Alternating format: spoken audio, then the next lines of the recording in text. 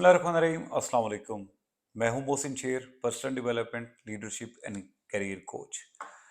और आज एक और बहुत इम्पॉर्टेंट टॉपिक के साथ आपके लिए हाजिर हुआ हूं। आज का जो इम्पॉर्टेंट टॉपिक है वो करियर काउंसलिंग का एक बहुत अहम मुद्दा है। और वो ये मुद्दा है कि क्या करियर काउंसलिंग पर्सनैलिटी को असेस किए बगैर हो सकती है। तो मैं इसको इस तरीके से बताऊंगा आपको। नाज़रीन, दुनिया में इस वक्त 7 साढ़े 7 अरब आबादी है। और हर इंसान इन 7 साढ़े 7 अरब की आबादी में हर इंसान दूसरे इंसान से मुख्तलिफ है। उसका सोचने का तरीका मुख्तलिफ है, उसका दुनिया को देखने का तरीका मुख्तलिफ है। इवन अल्लाह ने जो उसको सलाहियत दी है वो भी दूसरे इंसान से मिलती जुलती नहीं है।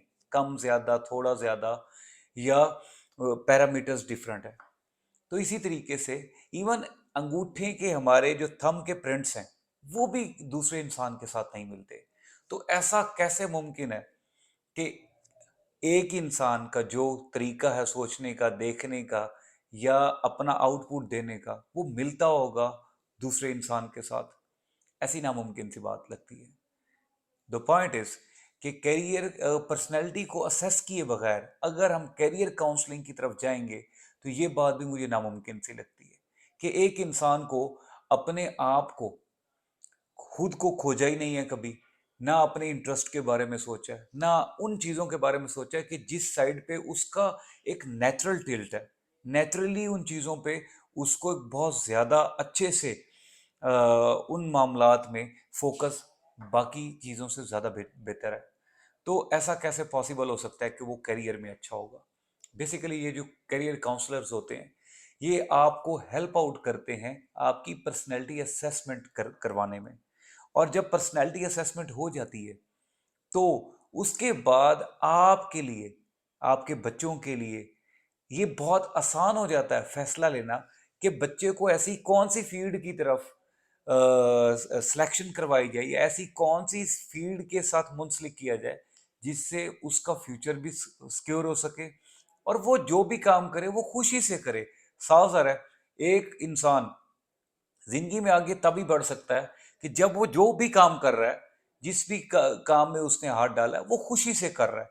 क्योंकि जब वो खुश होके करेगा तो उसमें उसको मेहनत फील नहीं होगी, उसमें उसको बर्डन फील नहीं होगा।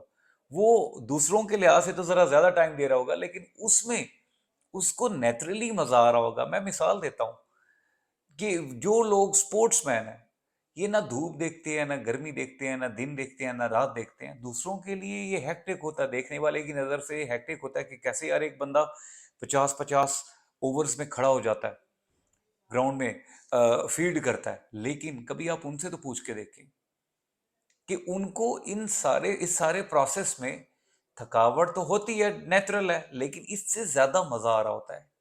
दे themselves enjoying their own play. तो जब तक वो अपने उस नेचुरल, और ये कब होता है कि जब उन्होंने अपने आप को इस चीज के बारे में असेस किया, अपनी पर्सनैलिटी को असेस किया कि उनका जो नेचुरल टैलेंट था वो स्पोर्ट्स वाली साइड पे था।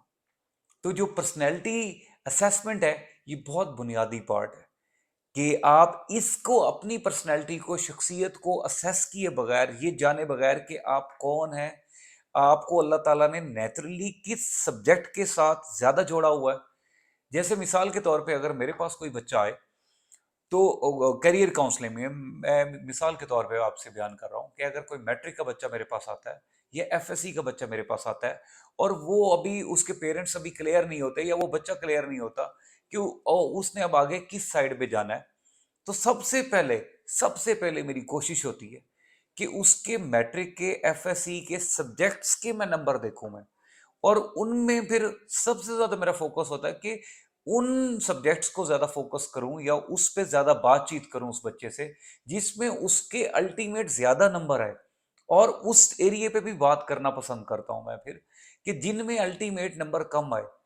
और याद रखिएगा ये जो झुकाव होता है, ये जिसमें नंबर बहुत ज्यादा आ जाते हैं, जिसमें नंबर बहुत ज्यादा कम आ जाते हैं, ये ऐसे नहीं होता। क्योंकि आपको, मुझे भी तकरीबन जब हम अपनी एजुकेशन फील्ड में थे, जरा याद करें कि हर तरह के सब्जेक्ट हमें भी पसंद नहीं थे। मुझे, अगर मैं अपनी बात करूं, मुझे एनालिटिकल सब्जेक्ट्स थोड़ा टफ टाइम देते थे। मैथ वाले सब्जेक्ट्स जिसमें मैथ ज़्यादा होती थी, उसमें थोड़ा सा मुझे मुश्किल ज़्यादा होती थी। और जो आर्टिस्टिक सब्जेक्ट थे, जिसमें थोड़ा आर्ट था, जिसमें लाइफ सब्जेक्ट पढ़ाई जाती थी, जिसमें थ्योरी पढ़ाई जाती थी, वो मुझे ज़्यादा अट्रैक्ट करते थे। The point I am trying to say इसी तरीके से हर इंसान डिफरेंट पैरामीटर्स पे बना हुआ है।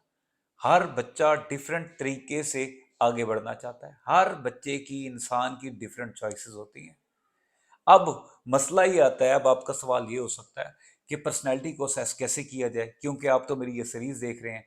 तो द पॉइंट इज कि इसके लिए बेहतरीन तरीका कार तो यह है कि अगर आपके इर्द गिर्द कोई अच्छे करियर काउंसलर्स मौजूद हैं, तो आप इसमें डेफिनेटली आप उनसे ज़रूर रब्ता करें, या आप मेरे साथ भी रब्ता कर सकते हैं।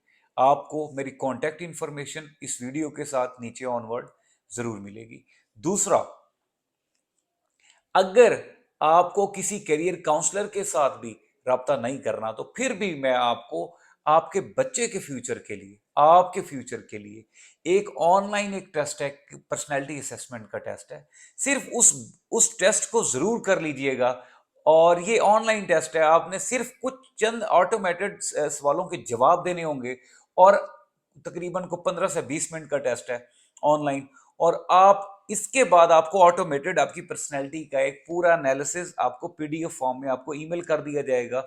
आप जो भी ईमेल उसमें डालेंगे, और इसके बाद मैं श्योरिटी से कहता हूं कम से कम 60 to 70% आपका बच्चा या आप खुद बहुत हद तक क्लियर हो जाएंगे कि इसका टिल्ट किस साइड पे है, ये कौन सी फील्ड में जाएगा, तो बहुत ज्यादा अच्छा परफॉर्म करेगा, बाकियों से हटके परफॉर्म करेगा।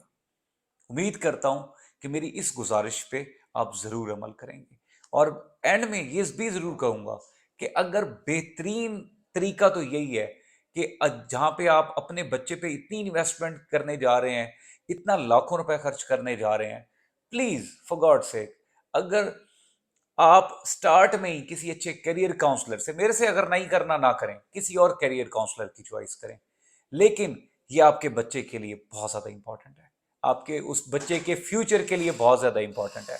तो प्लीज उम्मीद है आप मेरी इस गुजारिशात पे अमल करेंगे, और मेरे साथ राब्ते में भी रहेंगे, और हम मजीद इन चीजों को एक्सप्लेन करेंगे, और जिंदगी में आगे बढ़ेंगे मिलजुल के। अपना बहुत सारा ख्याल रखिएगा। पाकिस्तान जिंदाबाद।